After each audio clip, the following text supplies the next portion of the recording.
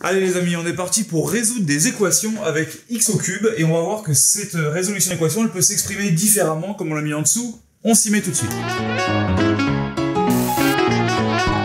Pour résoudre une équation avec x au cube, c'est-à-dire quand on vous demande de chercher x au cube égale moins 64, on cherche un nombre, x, qui quand je le multiplie 3 fois par lui-même, donc x fois x, ça me ferait 64. Donc, ce qu'on va commencer à faire pour résoudre cette équation, c'est casser les nombres. Donc, 64, en tout cas moins 64, je vais commencer par dire que c'est moins, vu que c'est un nombre pair, 32 fois 2. Et je continue comme ça à les casser. Donc, 32, c'est 16 fois 2, donc ça va me faire moins 16 fois 2. Il ne faut pas que j'oublie, c'est fois 2 ici. Fois 2.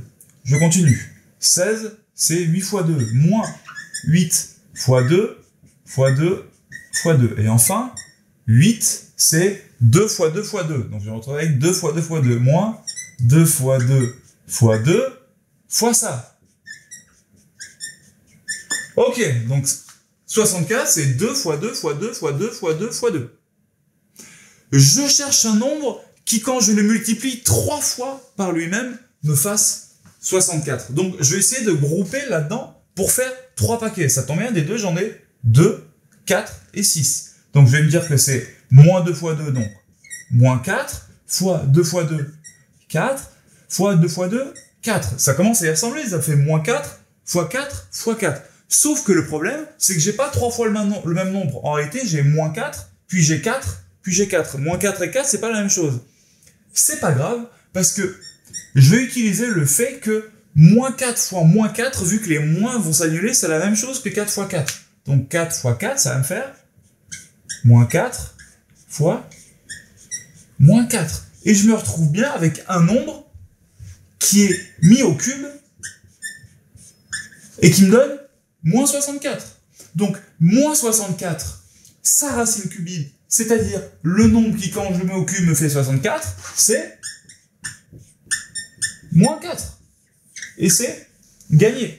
Qu'est-ce qu'on remarque de très différent par rapport à la fonction carré? Dans la fonction carré, quand je prenais un nombre, par exemple moins 4, et que je le mettais au carré, le résultat il était forcément positif. Autrement dit, le carré, il faisait sauter le moins qu'il y avait à l'intérieur de la parenthèse.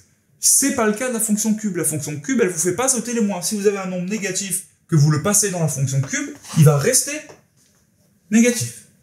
Deuxième exemple plus compliqué. Ça, c'est quelque chose que j'aimerais que vous compreniez parce que ça va resservir, notamment en première et en terminale, on va s'en servir tout le temps de cette histoire. Là, vous vous dites, il n'y a aucun moyen que je casse les nombres comme je l'ai fait. Pourquoi? Parce que racine de 3, bon, c'est une racine, c'est incassable. 3 et 3, c'est les nombres premiers. Donc, on va pas pouvoir casser 3 comme on l'a fait maintenant en disant que c'est quelque chose fois quelque chose. Sauf que si 3, c'est racine de 3 fois racine de 3. Pourquoi? Parce que racine de 3 fois racine de 3, ça fait racine de 3 au carré. Et on a vu que le carré et la racine, ils disparaissaient. Donc là, j'ai racine de 3 fois racine de 3 fois racine de 3. Donc en fait, j'ai racine de 3 au cube. Donc, mon x mis au cube doit me faire racine de 3 au cube. Donc, mon x, c'est racine de 3. J'encadre. Et un petit point pour moi. Enfin, un dernier. Donner la racine cubique de 125. Donc là, on va recommencer la même histoire. Quand on avait 64, on l'a coupé en petits bouts. Quand on a 64 sur 125, on va couper 64 en petits bouts. Et on va couper 125 en petits bouts. Donc, donner la racine cubique de 64 sur 125, ça revient à résoudre. Quand est-ce que x au cube vaut 64 sur 125? 64, on a déjà fait le taf de montrer que c'était 4 au cube. Puisque moins 64, c'est moins 4 au cube. Donc 64, c'est 4 au cube. 125, c'est 5 fois 25. Sauf que 25, c'est 5 fois 5. Donc ça fait 4 au cube sur 5 fois 5 fois 5. 4 au cube sur 5 au cube. Hop, nouvelle propriété des puissances que vous avez vu dans le chapitre calcul. Quand vous avez 4 au cube sur 5 au cube, c'est comme si vous aviez 4 sur 5, le tout au cube. Attention à ce passage-là, là. Ça, c'est un passage important.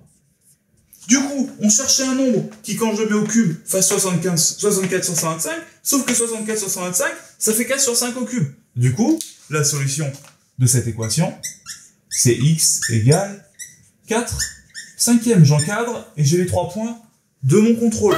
On vous a mis des exercices en dessous qui reprennent toutes les formes d'équations qu'on a trouvées dans les contrôles. Donc, apprenez à faire ces formes et vous êtes sûr de retomber sur ce que vous avez fait pendant le contrôle.